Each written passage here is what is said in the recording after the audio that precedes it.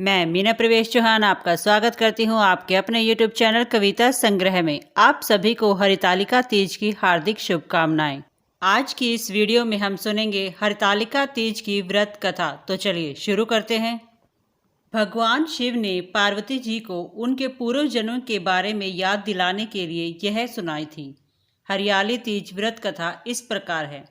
शिव जी कहते हैं, हे पार्वती, बहुत समय पहले तुमने हिमालय पर मुझे वर के रूप में पाने के लिए घोर तप किया था।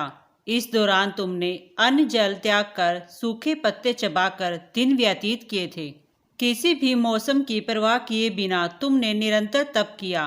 तुम्हारी इस स्थिति को देखकर तुम्हारे पिता बहुत दुखी थे। ऐसी स्थिति में नारद जी तुम्हारे घर पधारे। जब तुम्हारे पिता ने नारद जी से उनके आगमन का कारण पूछा तो नारद जी बोले, हे गिरिराज, मैं भगवान विष्णु के भेजने पर यहाँ आया हूँ। आपकी कन्या की घोर तपस्या से प्रसन्न होकर वह उससे विवाह करना चाहते हैं। इस बारे में मैं आपकी राय जानना चाहता हूँ। नारद जी की बात सुनकर पर्वतराज अति प्रसन्नता के साथ बोले, हे नारद जी, यदि स्वयं भगवान विष्णु मेरी कन्या से विवाह करना चाहते हैं तो इससे बड़ी कोई बात नहीं हो सकती। मैं इस विवाह के लिए तैयार हूँ। फिर शिवजी पार्वती जी से कहते हैं, तुम्हारे पिता की स्वीकृति पाकर नारद जी विष्णु भगवान के पास गए और यह शुभ समाचार उन्हें सुनाया। लेकिन जब तुम्हें इस विवाह के बारे में पता चला तो तुम्हें बहुत दुख हुआ।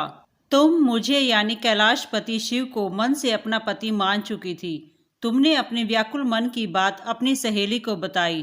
तुम्हारी सहेली से सुझाव दिया कि वह तुम्हें घनघोर वन में ले जाकर छुपा देगी और वहां रहकर तुम शिवजी को प्राप्त करने की साधना करना।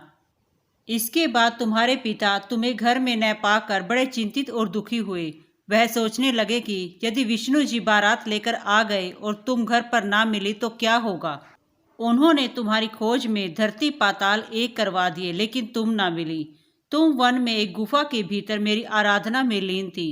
भाद्रपद तृतीय शुक्ल को तुमने रेत से एक शिवलिंग का निर्माण कर मेरी आराधना की, जिससे प्रसन्न होकर मैंने तुम्हारी मनोकामना पूर्ण की।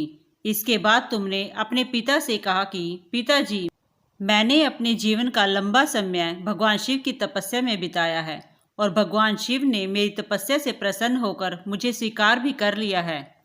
अब मैं आपके साथ एक ही शर्त पर चलूंगी कि आप मेरा विवाह भगवान शिव के साथ ही करेंगे। पर्वतराज ने तुम्हारी इच्छा स्वीकार कर ली और तुम्हें घर वापस ले गए। कुछ समय बाद उन्होंने पूरे विधि विधान से हमारा विवाह किया।